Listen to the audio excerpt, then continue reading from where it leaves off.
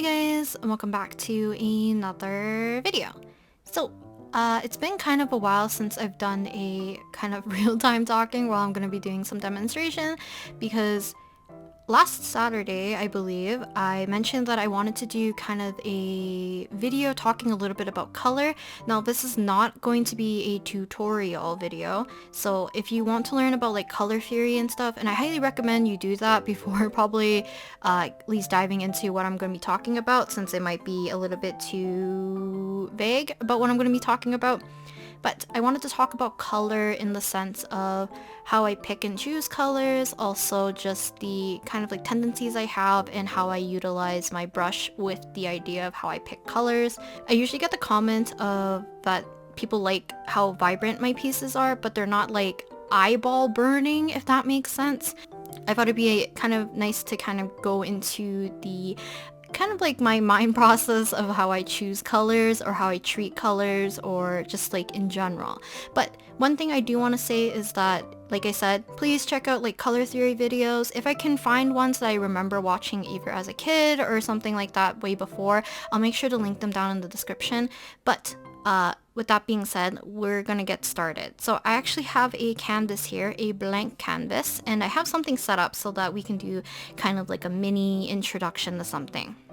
So I'm not too sure how many people know about this term specifically. I think I learned about it, it might have been in uni or in high school, but it's the idea of local color. And the idea of local color, but local color is kind of like you have an object which is under very neutral kind of white lighting, and it's whatever you see that color as is for the object. So let's say my apple is under white light, you just depict it as red. So let's say let's make my background color on the lighter side, right? This is my funky looking apple. Green leaf. I'm making this super basic because so we can understand the concept of local color. But under different lighting and under different circumstances, let's say if it's next to another object or the surrounding environment or background, will influence the color of this apple. So I wanted to show a different example. So I kind of wanted to treat it very simply and make it look like the environment changed around them. So for the yellow one, the apple still reads as red, but it's a little bit more lighter in color. It's a little bit more yellowy. The blue one is kind of more subdued. It's a little bit more muted because it's in darker lighting, but it still reads as a red apple. If you place a white object right next to a yellow object, the yellow object will get a little bit more lighter where it's reflecting light from the white object, but then for your white object it would also reflect color from the yellow, so it might appear yellow on one side. So this is kind of like why I mentioned that usually when I draw on a canvas, I actually don't usually start on a white canvas. One, because it burns my eyes. Two, I have a tendency on making my illustrations just a bit more on the warmer side compared to other illustrations. And that's because my typical background color tends to be kind of this off brownish gray color almost. I'm not the best of explaining things. Maybe I should have prefaced the video with this, so please bear with me. So usually when I do sketch pages, because this is the typical background color I use, things tend to be a little bit more on the warmer side. Like you can tell that my grays are a little bit warmer compared to if you use more of a cooler gray or anything in this vicinity. But for the most part, I use fairly warm grays here. So for me, setting the background color kind of sets the overall temperature of the whole piece. Now, you don't have to be particularly picky about it. It's just for me, this is how I like to approach pieces. So I actually have this kind of sketch of Albin, which I was kind of rendering at the time. You can see I have a blue kind of background initially, and I immediately added kind of more of a warm lighting so that I can have a light source, but also it kind of alters the whites that I choose, or like any of these lighter colors and everything, to be a little bit on the warmer side. Now, because I have the blue in the background, I like to incorporate it into some other places in the piece. So I have it present in his apron just to give a little bit more of that cooler tone and a little bit of different color into the different folds and stuff, just because I think it matches a little bit nicely now that I have the background color established. Okay, so I have kind of like three little dudes right here, as you can see. So the guy in the middle is on a white background, and he's also white, with a very neutral gray as the shadow color. Now I duplicated this little guy onto the rest of my squares, and this is a very like rudimentary way of showing you guys kind of a warm toned kind of environment, and then one that is a little bit more of a cool tone environment. And I'm not sure if you can tell, but at least the camera might be adjusting, I'm not too sure, but for me, he doesn't seem like he entirely fits into his environment entirely. And then this one, he also just doesn't feel like he fits. It's not too bad, and I think it's also because white fits into different color schemes very easily. Same goes for black, right? So for me, if I want to change this guy to fit a little bit more closely with his environment, I'm actually going to change his shadows to be cooler.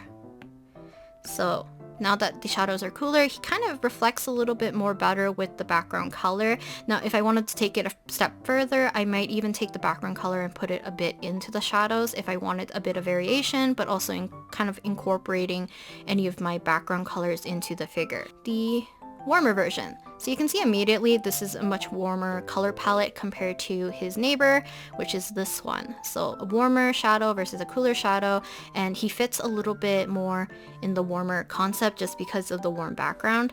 And then this one, he's a little bit cooler to fit with the cool background, and then compared to his neighbor in the center right here, which is kind of in that neutral zone. Now, it's not a bad idea to also just switch it up. And I'm going to move the warm one into the cool. Now, you can actually do this with no problem. And some people actually might prefer it this way too, because I know some people actually like having contrasting shadows with their background. It gives a very cool effect and a different kind of contrast, because this looks kind of neat, but you can tell that he doesn't fit directly into his background color. And then you can see that this guy also technically doesn't fit into his background, but it doesn't look bad because you could have kind of more opposite feeling shadow colors compared to your background colors, which gives off a different feeling. But for the most part, I usually like to match the color temperature, which is why I like to establish the background first. So I wanted to look at some examples of this a little bit. Okay, I don't know how to exactly explain this, but the one of Hito I think works out the best to kind of explain this color temperature thing that I was trying to show you guys. So for Hito's gloves, I hope that they read white to you guys, like he's wearing white gloves. And the reason being I'm saying that is that the overall temperature of this entire piece is pretty warm.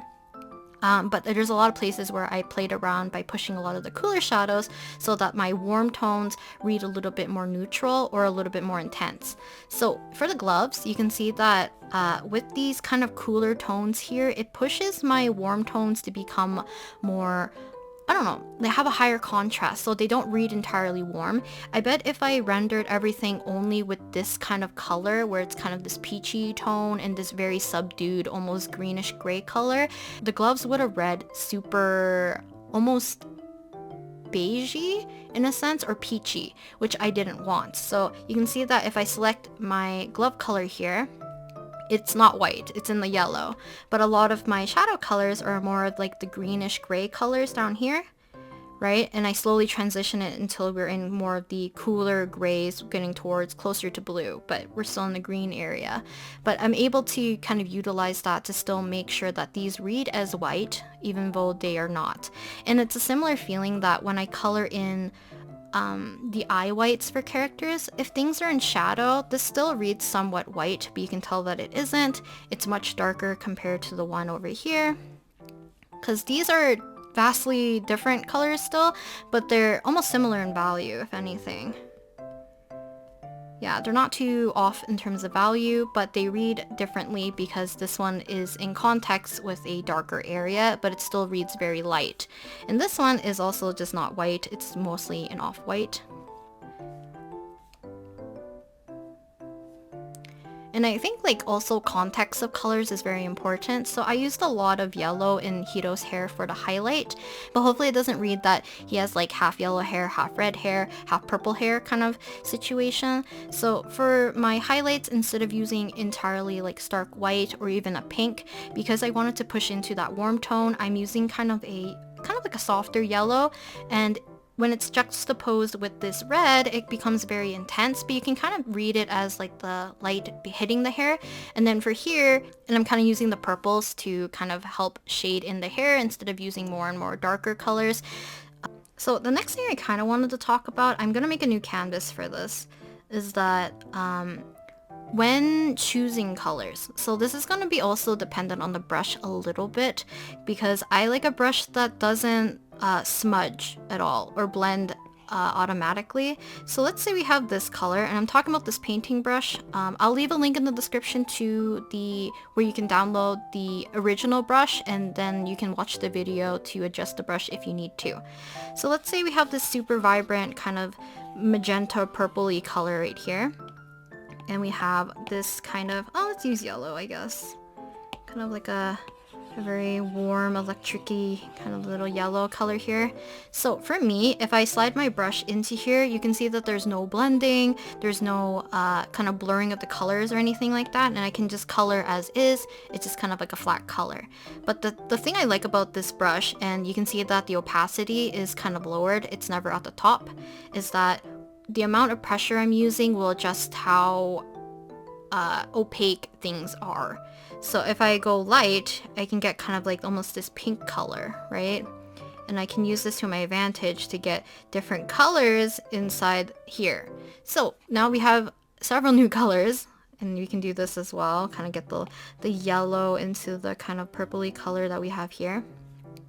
So now we can pick this color. We can kind of line them up, I guess. So we have yellow, we kind of have this new color, this color, this color. I think I missed one in there.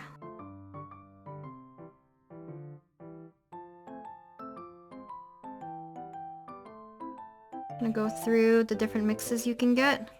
So you can kind of see there's this kind of range of colors I got from just doing that one stroke going all the way through, and this makes it a lot easier for me to transition colors much easier without having to blend, because all I have to do is just kind of lift up my pencil a little bit so that I can get these colors to be a little bit closer. Now you can see that, let me get rid of all this first, get rid of that. So we have our purple and yellow here, and for me to blend this, so let's get them a little bit closer. So you can see if I have this harsh line. Now, for me, I kind of have to pick and choose. So let me kind of pick the yellow to go into the purple, and we kind of get this color here. And I kind of have to pick a mid-tone here and kind of use that to blend it out. And this is just a process of picking the next kind of like gradient in each and using less and less pressure to kind of like feather it out, because it feels almost like airbrushy in a way. But that's how I have a little bit more control, because I am still using the same brush, because if I use a harder stroke, you can see that I can still do this, but if I use a lighter stroke, I can still slowly build up color bit by bit.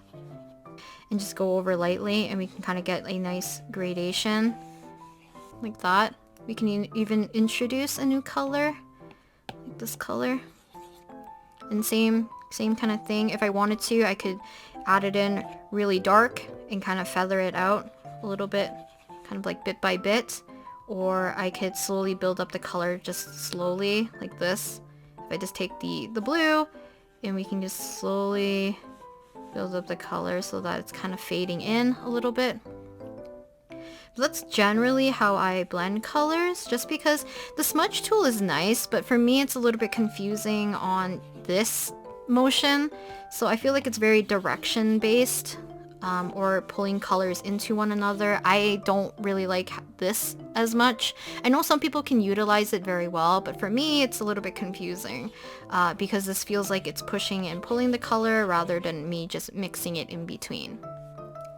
So yeah, that's kind of like my favorite brush to use, but this is how I basically start to incorporate some of these brighter colors into some other colors like this, kind of gradually and slowly, because let's say we have, this is our background color, and then I have this brown.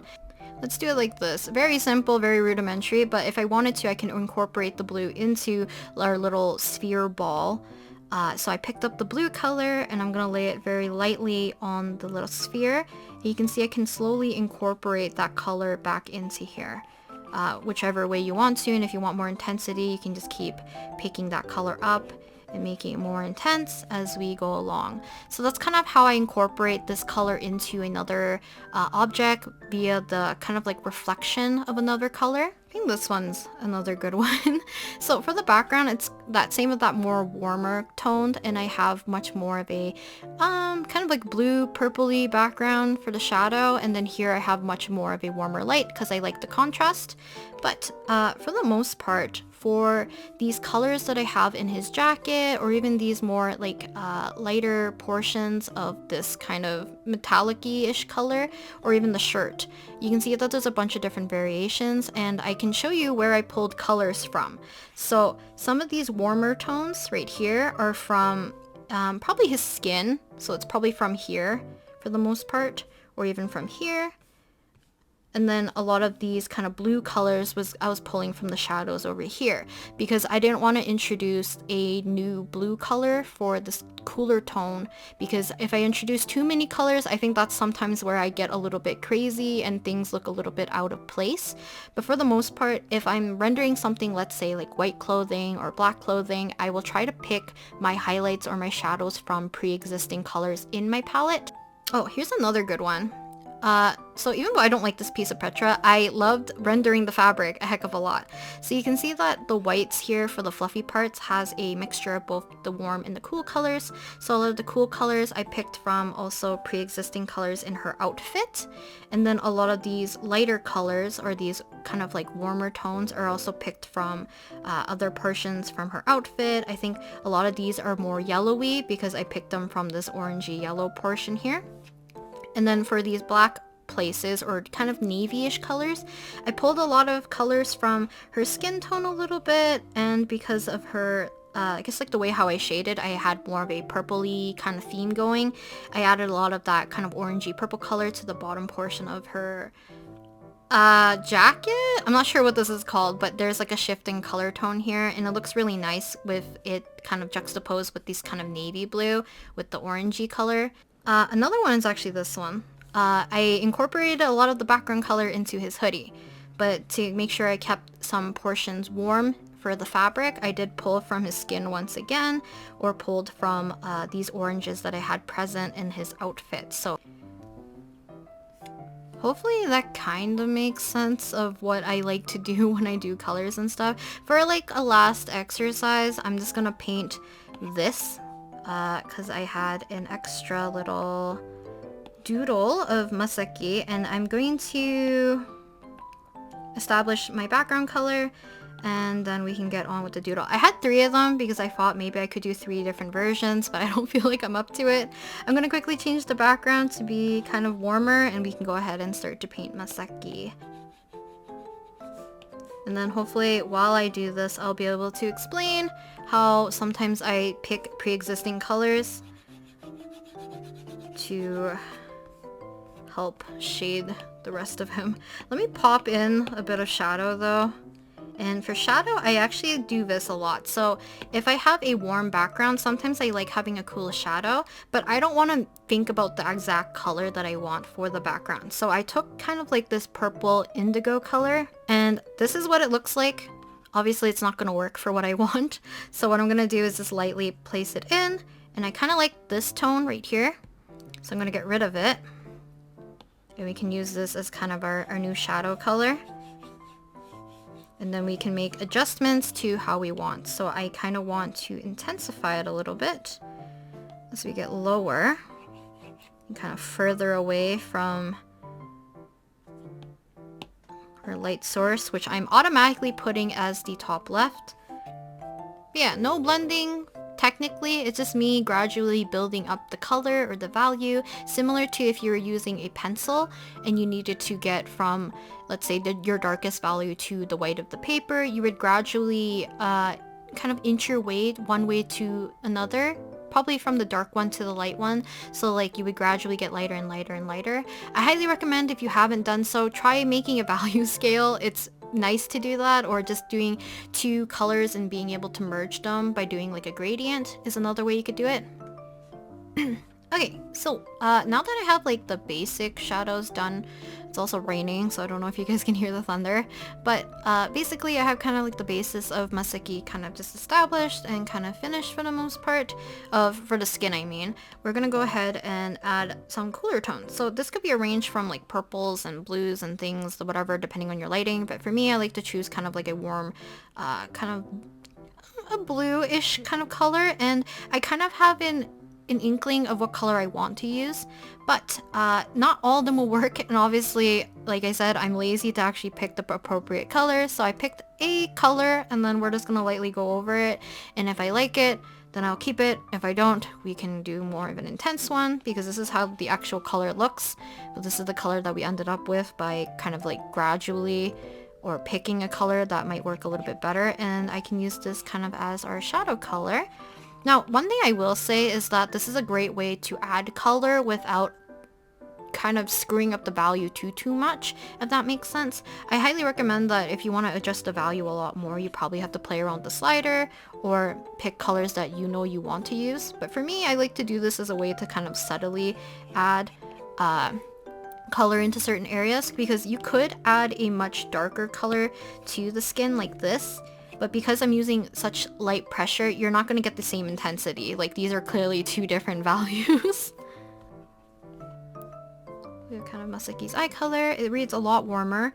And then for his hair, so what I like to do is that we kind of pick just his generic hair color. Well, obviously this one's going to be a little bit warmer just because of the background color as well. Ahead and kick this portion back a little bit, because I know this part will be in shadow, and then I can kind of get a subtle gradation here to kind of remind myself that we do have some kind of lighting situation. And I think this is also partially because I have a habit of coloring everything on one layer.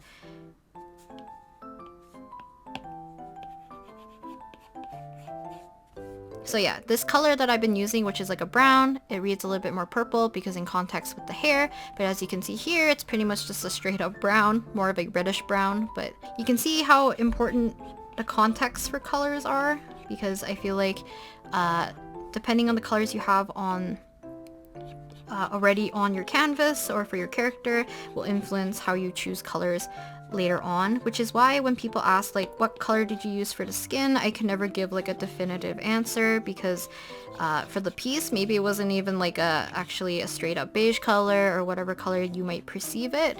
It just looks that way because of the neighboring colors around it, or just context wise as well. Because I don't think I'm going to full render this, I'm going to leave it as a sketch probably. But we can see how his hair is established, and I'm going to go ahead and do his clothing. So because we have a warm background, I want his shirt to be kind of warm, but I don't want it to read too skin tony. So we're kind of picking an off-white. You guys might see this like a stark white just because of how my webcam picks up colors.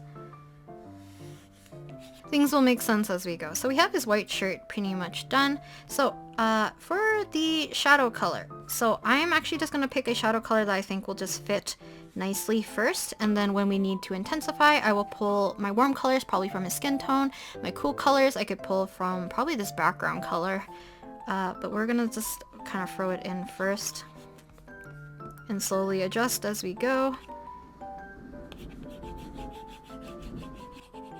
Like I mentioned, if we're doing something with kind of more white clothing, I love putting a contrasting feeling of like orange and blues or browns and blues. It could be yellows and purples, anything that kind of pushes and pulls a little bit of that color temperature. I think looks really pretty.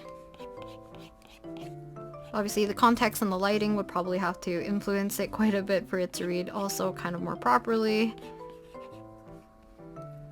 Yeah, I think the blue would have worked only if I put that into here.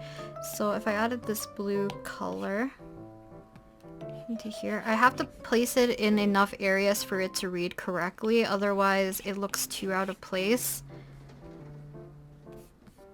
So I'm gonna plop it into here.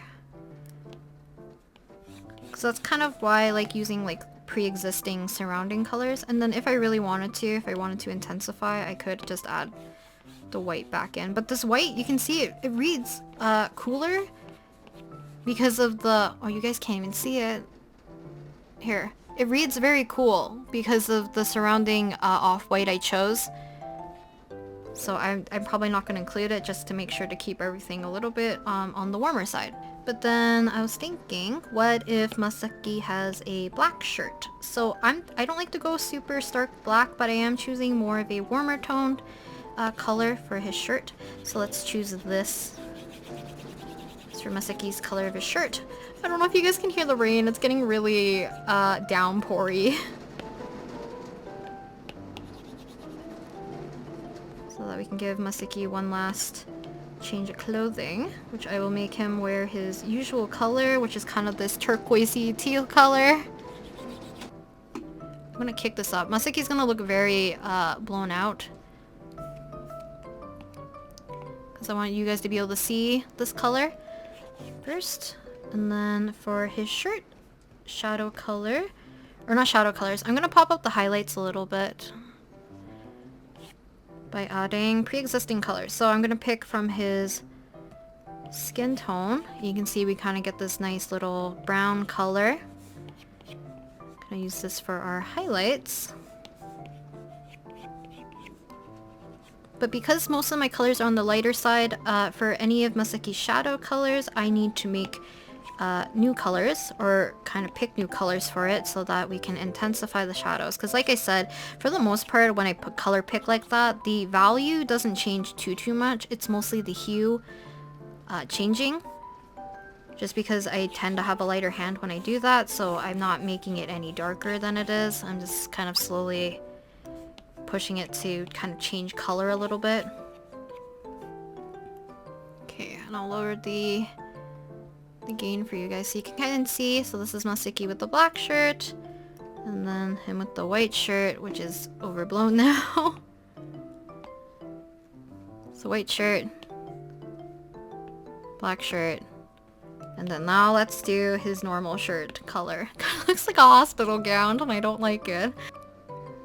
Pick our shadow color. Whoops.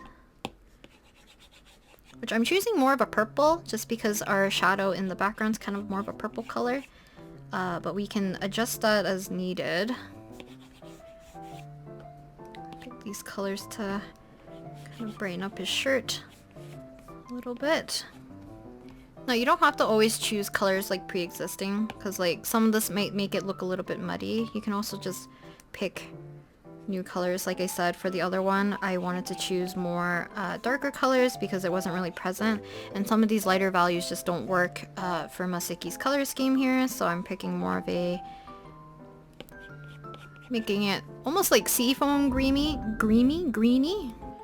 But yeah, hopefully that makes a little bit of sense, and how I use the brush to kind of color pick, lightly kind of gloss over a portion, pick up a new color, and now you have a new color that's different from your background color. If I make a new layer and show you guys, so that's a different color than before. Oh, and that's another thing. I probably should have talked about this. Look how vastly different these colors look depending on the context, right? So this color looks a lot more like this color because it's surrounded in this kind of purpley blue color. Well, I guess it's more green for you guys, this green color. But this color reads more of that purpley blue color when it's in context of this kind of orangey beige color. Drop a white. Yeah, they're the same color. So yeah, I should have probably talked about that. That's why it's important to know about colors like this. It's really loud. But this is why it's important for context of colors and like the surrounding colors, how it can change your perception, because like I mentioned earlier. So we have my Masaki. We'll do it like that. Right.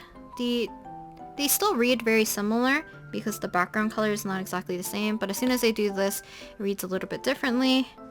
Then this reads vastly differently. This seems so much warmer and this seems so much cooler, even though they're the exact same color. But hopefully you guys enjoyed today's video and hopefully it makes sense. I know I rambled probably a lot. I'm gonna have a heck of a time probably editing this down so that it makes sense. But yeah, I'll talk to you guys next time in the next video. I think It's either Saturday's video. I think it's next Saturday's video. I have something I want to attempt to do, and I already started it, and it has something to do with these. Where are they? With these. Hopefully they don't give too much context, but it's Kaveh, Al-Haytham, Sino, and Tinari. So yeah, I'm drawing them again because for some reason I just keep drawing the idol AU. But yeah, I think that's probably it for today. And I'll talk to you guys next time in the next video. Bye! I forgot to show one more thing actually. I forgot to take out my stylus. Changing the background color. So if we change the background color afterwards, after I've already drawn Masaki with specific colors, let's say like this, it doesn't fit entirely, and you can see my shadow colors don't fit at all, but you can see that he literally just looks like he's standing in front of like a blue background, but somehow the blue background is not reflecting in his shirt at all, so it doesn't really fit. Also, if I change this to be, let's say, I want to do like a royal purple or blue like this. He looks very out of context. He looks very much green screened. So yeah, that's another thing. Or plain color here. Yeah, I think this looks the best. Okay, now I'll go. Bye!